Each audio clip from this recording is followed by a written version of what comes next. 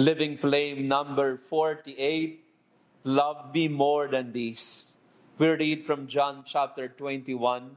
After Jesus had revealed himself to his disciples and eaten breakfast with them, he said to Simon Peter, Simon, son of John, do you love me more than these? Simon Peter answered him, Yes, Lord, you know that I love you. This living flame talks about the question of Jesus to Simon Peter. But this could very well be also a question given to Jesus to all of us. Do you love me more than these? Anong ibig sabihin ng more than these? Mahal niyo ba ako? Mahal mo ba ako ng higit sa ano paman? And the affirmative answer of Simon Peter to Jesus was, Yes, Lord, you know that I love you. Kung tatanungin din natin ang ating mga sarili, mahal din ba natin ang Panginoon ng higit sa lahat? More than these. Jesus is referring to other idols that we consider to be our gods. Mga bagay na pinapalit natin sa Panginoon, mga bagay na pinapanginoon natin sa ating buhay.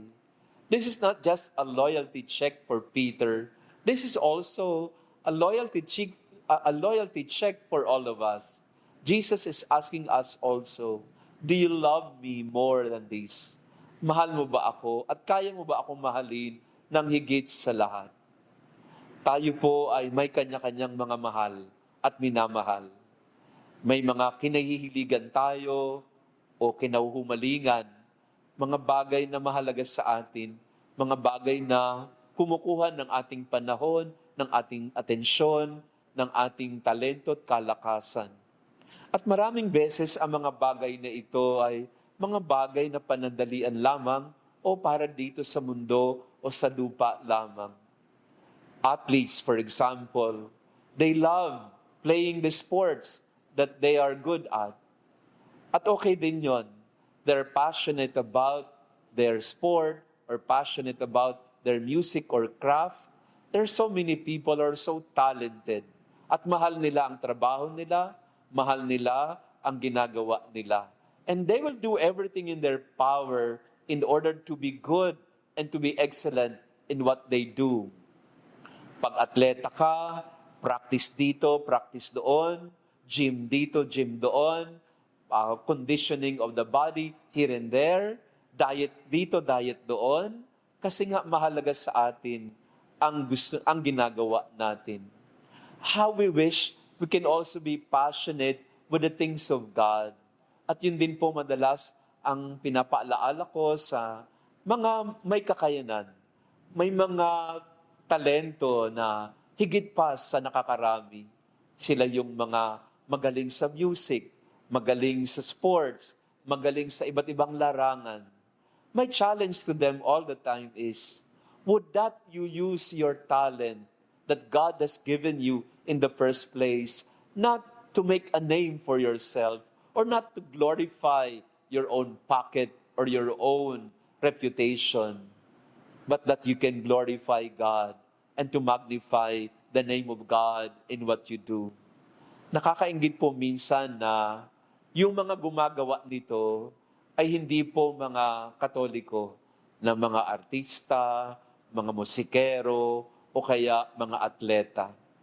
Seldom do I hear of Catholic personalities and celebrities who are proud.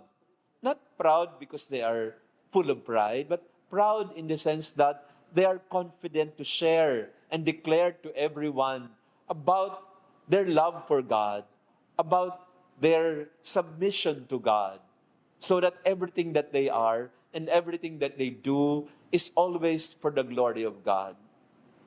Yun po ang pinagdadasal ko madalas, na sana tayong mga tao, kung anumang merong pinagkaloob na talento, kakayanan, katalinuhan na binigay sa atin ng Panginoon, gawin natin ito sa pag-ibig sa Kanya, to love Him more than everything or more than anything in our life.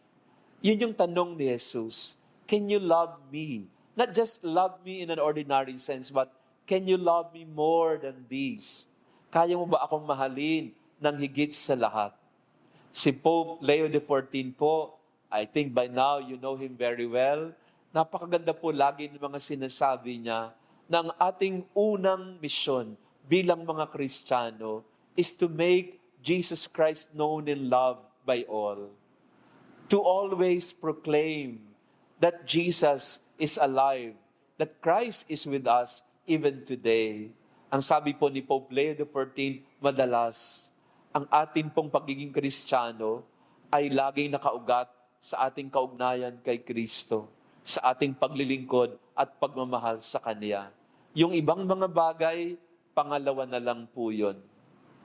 Ang Panginoon ang mauuna sa lahat. This is not just a slogan. May isang politician po na ginamit ito bilang kanyang slogan. Hindi po ito political slogan. Ito po ay isang paninindigan bilang isang mananampalataya. God is our first, and God must be glorified in everything that we do and everything that we are. Jesus is asking you today, do you love me? And can you love me more than this?